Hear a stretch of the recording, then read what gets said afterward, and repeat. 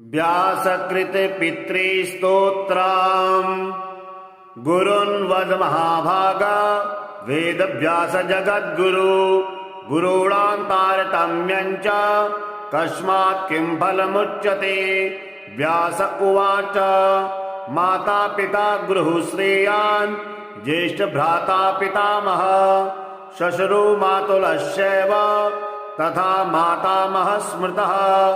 पितुर्ज्येष्ठः कनिष्ठश्च भ्राता ज्येष्ठा निजस्वसा पितुः स्वसा जनायाश्च स्वसा गुरुजना स्मृता। पत्न्या पितामहादीनां तथैव गुरवः स्मृता। एतेषु हि पिता श्रेयान् गुरुरेव महागुरुः। पिता धर्मः पिता स्वर्गः पिता हि परमं तपः। पितरि प्रीतिमापन्ने प्रीयन्ते सर्वदेवता।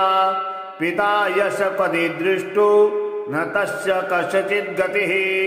जपो दानं तपो होमः स्नानं तीर्थक्रिया विधिः। वृथैव तस्य सर्वाणि कर्माण्यनानि कानिचित्।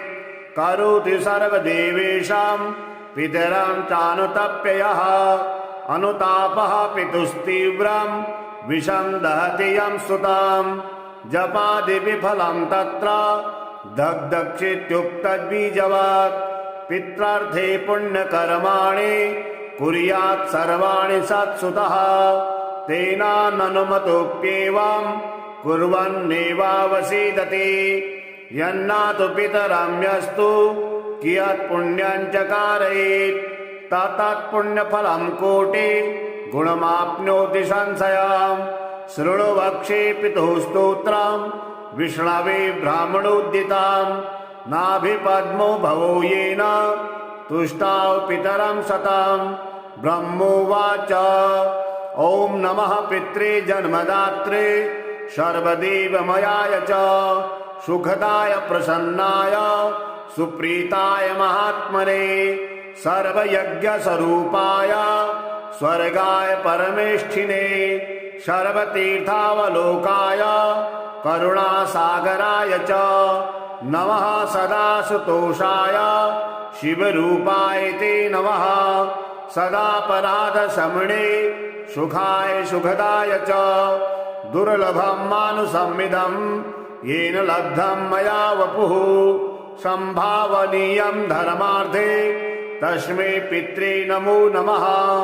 तीर्थस्नान तपो होम जपादि यश दर्शनम् महागुरु स गुरवे तस्मै पित्रे नमो नमः।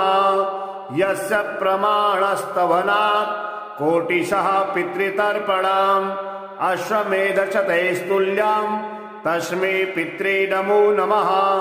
इदं स्तोत्रं पितुः पुण्यं यः पठेत् प्रयतो नरः।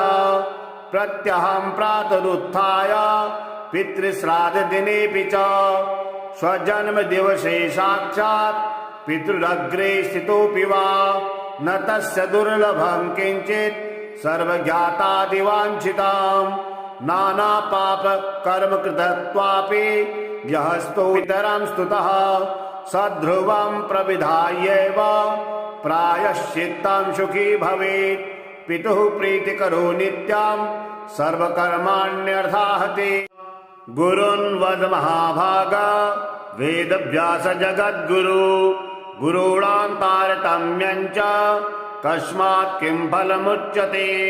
व्यास उवाच माता पिता गृहुश्रेयान् ज्येष्ठ भ्राता पितामह श्वशुरो मातुलश्चैव तथा मातामहः स्मृतः।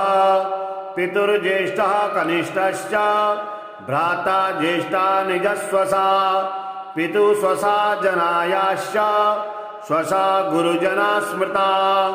पत्न्या पितामहादीनां तथैव गुरवः स्मृता। एतेषु हि पिता श्रेयान् गुरुरेव महागुरुः। पिता धर्मः पिता स्वर्गः पिता हि परमं तपः। पितरि प्रीतिमापन्ने प्रीयन्ते सर्वदेवता। पिता यशपदि दृष्टो न तस्य कस्यचित् गतिः।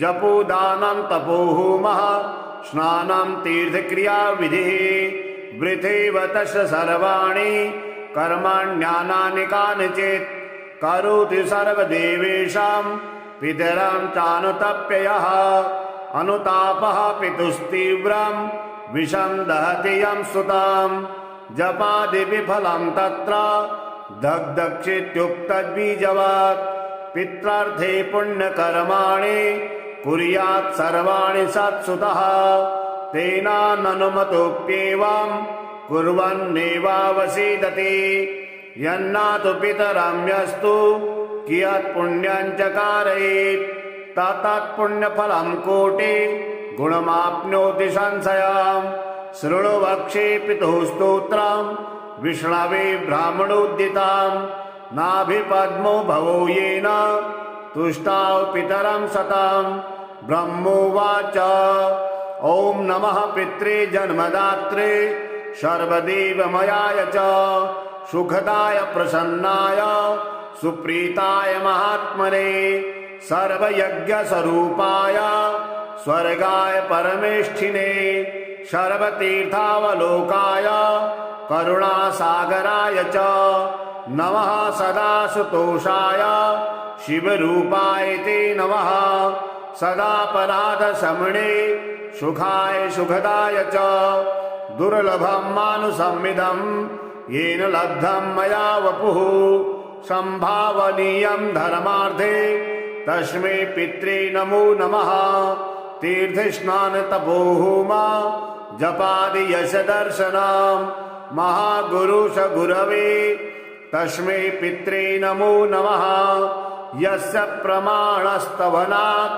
कोटिशः पितृतर्पणम् अश्वमेधशतैस्तुल्यं तस्मै पित्रे नमो नमः इदं स्तोत्रं पितुः पुण्यं यः पठेत् प्रयतो नरः प्रत्यहं प्रातरुत्थाय पितृश्राद्धदिनेऽपि च स्वजन्मदिवसे साक्षात् पितृरग्रे स्थितोऽपि वा न तस्य दुर्लभं किञ्चित् सर्वज्ञातादिवाञ्छितां नानापापकर्मकृतत्वापि यः स्तोत्रं स्तुतः सध्रुवं प्रविधायैव प्रायश्चित्तं सुखी भवेत् पितुः प्रीतिकरो नित्यं सर्वकर्माण्यर्थाहते गुरुन् वद महाभागा वेदव्यास जगद्गुरु गुरूणां तारतम्यं च कस्मात् किं फलमुच्यते व्यास उवाच माता पिता गृहुश्रेयान् ज्येष्ठभ्राता पितामह श्वशुरो मातुलश्चैव तथा मातामहः स्मृतः पितुर्ज्येष्ठः कनिष्ठश्च भ्राता ज्येष्ठा निजस्वसा पितुः स्वसा जनायाश्च स्वसा गुरुजना स्मृता पत्न्या पितामहादीनां तथैव गुरवः स्मृता एतेषु हि पिता श्रेयान् गुरुरेव महागुरुः पिता धर्मः पिता स्वर्गः पिता हि परमं तपः पितरि प्रीतिमापन्ने प्रीयन्ते सर्वदेवता पिता यश पदि दृष्टो न तस्य कस्यचित् गतिः जपो दानं तपो होमः स्नानं तीर्थक्रियाविधिः वृथैव तस्य सर्वाणि कर्माण्यानानि कानिचित्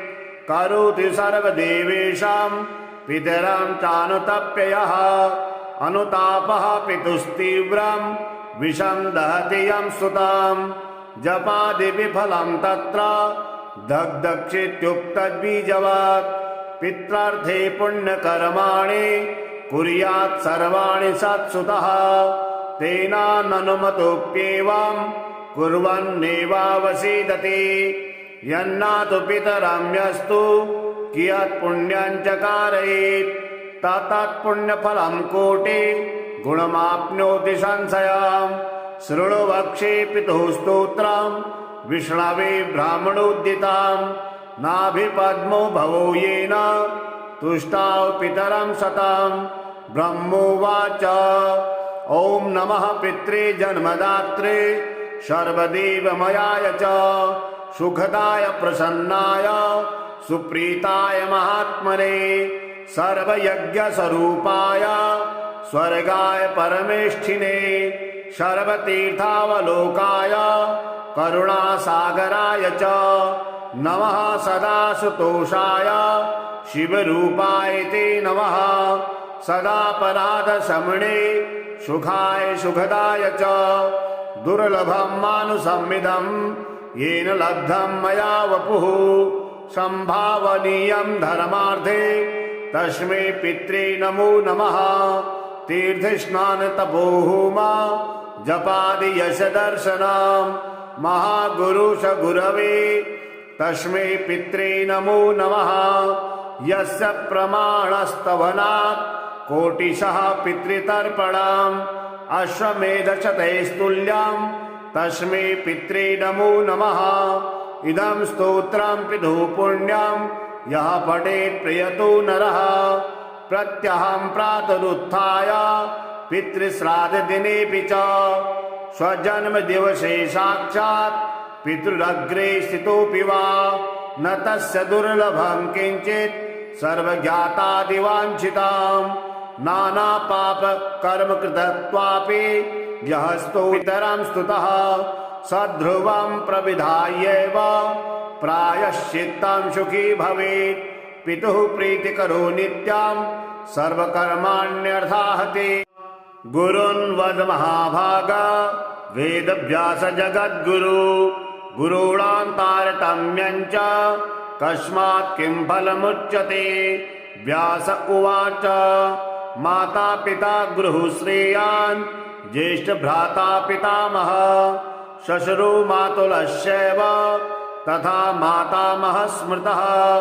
पितुर्ज्येष्ठः कनिष्ठश्च भ्राता ज्येष्ठा निजस्वसा पितुः स्वसा जनायाश्च स्वसा गुरुजना स्मृता पत्न्या पितामहादीनां तथैव गुरवः स्मृता एतेषु हि पिता श्रेयान् गुरुरेव महागुरुः पिता धर्मः पिता स्वर्गः पिता हि परमं तपः पितरि प्रीतिमापन्ने प्रीयन्ते सर्वदेवता पिता यशपदि दृष्टो न तस्य कस्यचित् गतिः जपो दानं तपोहोमः स्नानं तीर्थक्रियाविधिः वृथैव तस्य सर्वाणि कर्माण्यानानि कानिचित् करोति सर्वदेवेषां पितरं चानुतप्ययः अनुतापः पितुस्तीव्रं विषं दहति यं सुतं जपादिविफलं तत्र दग्धक्षित्युक्तद्बीजवत् पित्रार्थे पुण्यकर्माणि कुर्यात् सर्वाणि सत्सुतः तेनाननुमतोऽप्येवं कुर्वन्नेवावसीदति यन्नातु पितरं यस्तु कियत् पुण्यं च कारयेत् तत्पुण्यफलं कोटि गुणमाप्नोति संशयम् शृणु वक्षे पितुः स्तोत्रं विष्णवे ब्राह्मणोद्दितं नाभिपद्मो भवो येन तुष्टाव पितरं सतं ब्रह्मोवाच ॐ नमः पित्रे जन्मदात्रे सर्वदेवमयाय च सुखदाय प्रसन्नाय सुप्रीताय महात्मने सर्वयज्ञस्वरूपाय स्वर्गाय परमेष्ठिने सर्वतीर्थावलोकाय करुणासागराय च नमः सदा सुतोषाय शिवरूपाय ते नमः सदापराधशमने सुखाय सुखदाय च दुर्लभं मानुषमिदं येन लब्धं मया वपुः संभावनीयं धर्मार्थे तस्मै पित्रे नमो नमः तीर्थस्नानतपोहोमा जपादि यश दर्शनम् महागुरुश गुरवे तस्मै पित्रे नमो नमः यस्य प्रमाणस्तवनात् कोटिशः पितृतर्पणम् अश्वमेधशतैस्तुल्यं तस्मै पित्रे नमो नमः इदं स्तोत्रं पितुः पुण्यं यः पठेत् प्रयतो नरः प्रत्यहं प्रातरुत्थाय पितृश्राद्धदिनेऽपि च स्वजन्मदिवसे साक्षात् पितृरग्रे स्थितोऽपि वा न तस्य दुर्लभं किञ्चित् सर्वज्ञातादिवाञ्छिताम् नानापापकर्मकृतत्वापि यहस्तो पितरं स्तुतः सध्रुवं प्रविधायैव प्रायश्चित्तं सुखी भवेत्। पितुः प्रीतिकरो नित्यं सर्वकर्माण्यर्थाहते। गुरुन् वद महाभाग वेदव्यास जगद्गुरु गुरूणां तारतम्यं च कस्मात् किं फलमुच्यते।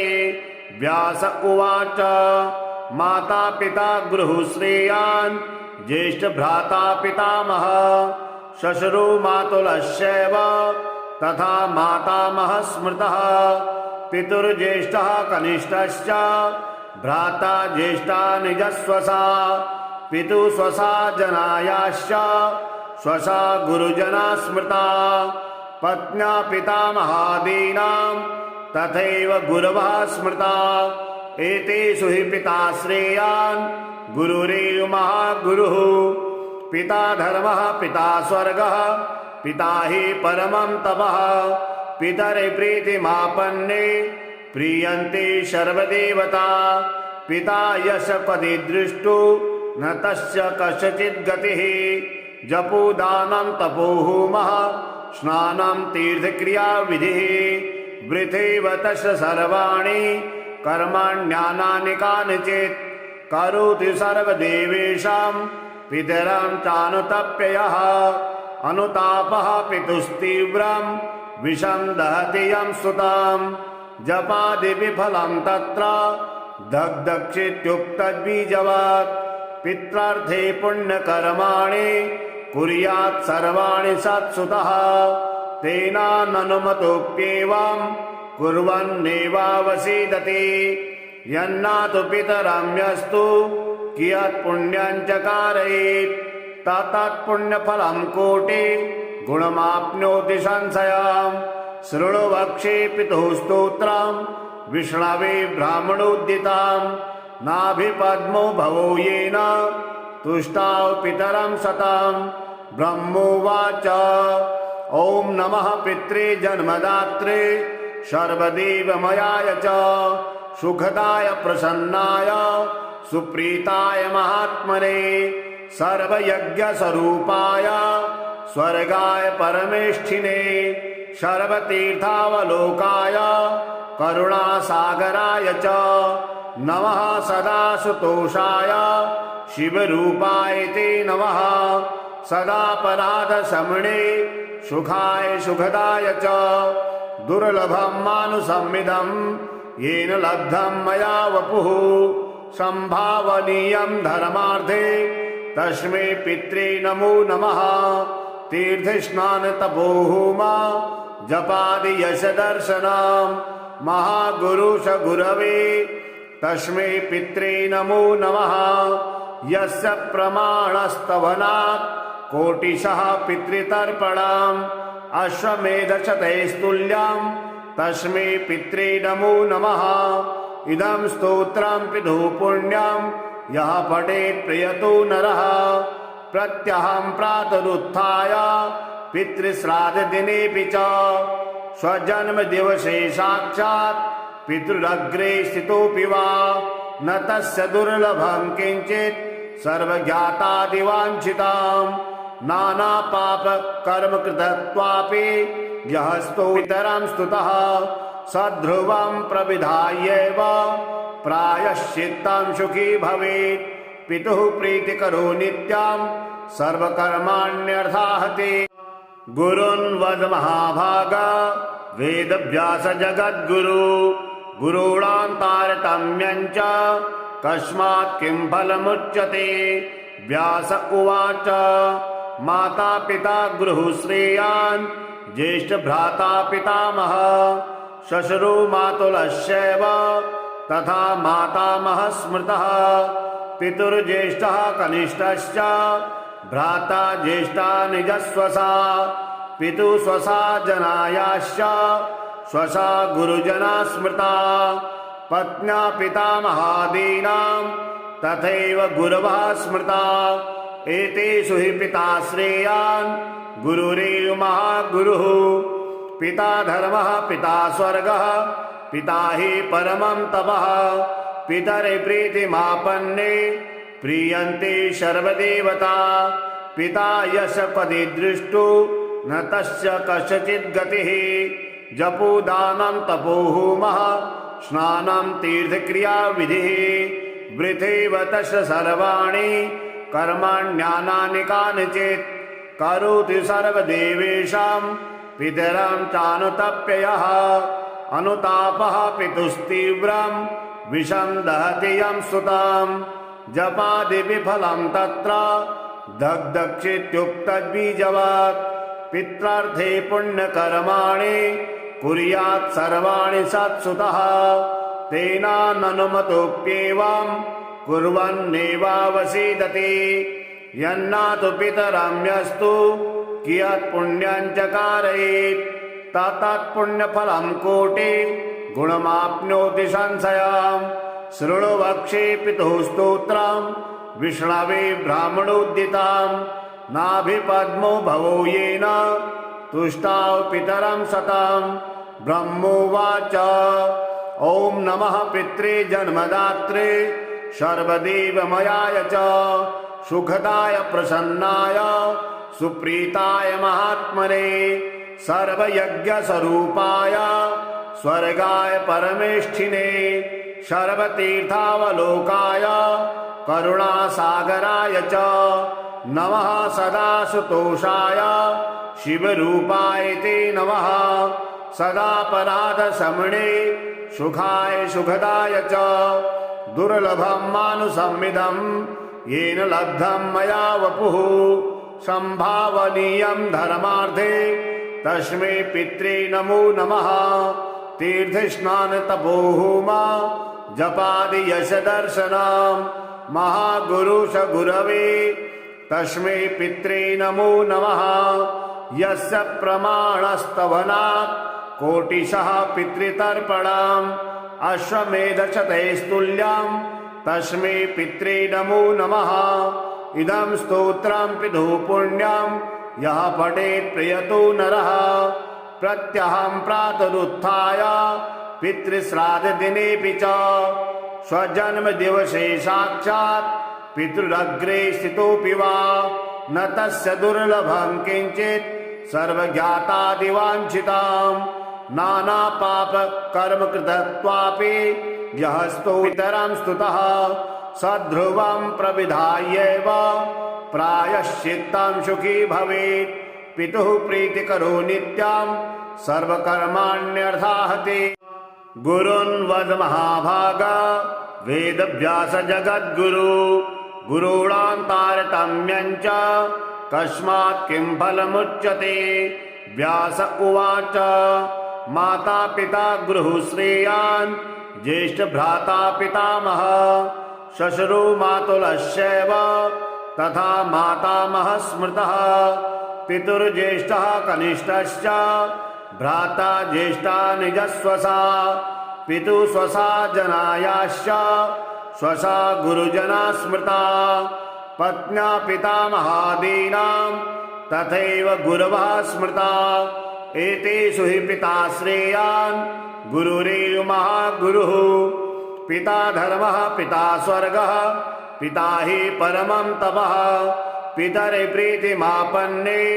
प्रीयन्ते सर्वदेवता पिता यश पदि दृष्टो न तस्य कस्यचित् गतिः जपो दानं तपो होमः स्नानं तीर्थक्रिया विधिः वृथैव तस्य सर्वाणि कर्माण्यानानि कानिचित् करोति सर्वदेवेषां पितरां चानुतप्ययः अनुतापः पितुस्तीव्रं विषं दहति यं सुतां जपादि विफलं तत्र दग्धक्षित्युक्तद्बीजवत् पित्रार्थे पुण्यकर्माणि कुर्यात् सर्वाणि सत्सुतः तेनाननुमतोऽप्येवं कुर्वन्नेवावसीदति यन्नातु पितरं यस्तु कियत् पुण्यं च कारयेत् तत्पुण्यफलं कोटि गुणमाप्नोति संशयम् शृणु वक्षे पितुः स्तोत्रं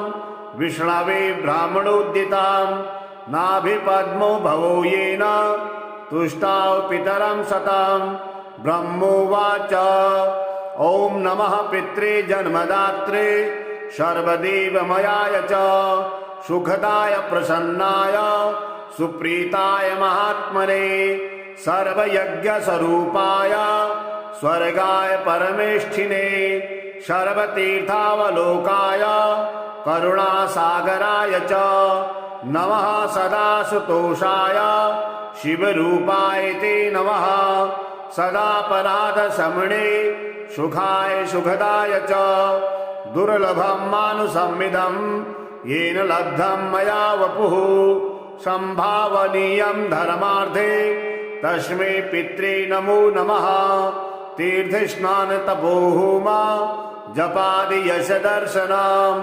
महागुरुष गुरवे तस्मै पित्रे नमो नमः यस्य प्रमाणस्तवनात् कोटिशः पितृतर्पणम् अश्वमेधशतैस्तुल्यं तस्मै पित्रे नमो नमः इदं स्तोत्रं पितुः पुण्यं यः पठेत् प्रयतो नरः प्रत्यहं प्रातरुत्थाय पितृश्राद्धदिनेऽपि च स्वजन्मदिवसे साक्षात् पितृरग्रे स्थितोऽपि वा न तस्य दुर्लभं किञ्चित् सर्वज्ञातादिवाञ्छिताम् नानापापकर्मकृतत्वापि यः स्तोत्रं स्तुतः सध्रुवं प्रविधायैव प्रायश्चित्तं सुखी भवेत् पितुः प्रीतिकरो नित्यं सर्वकर्माण्यर्थाहते।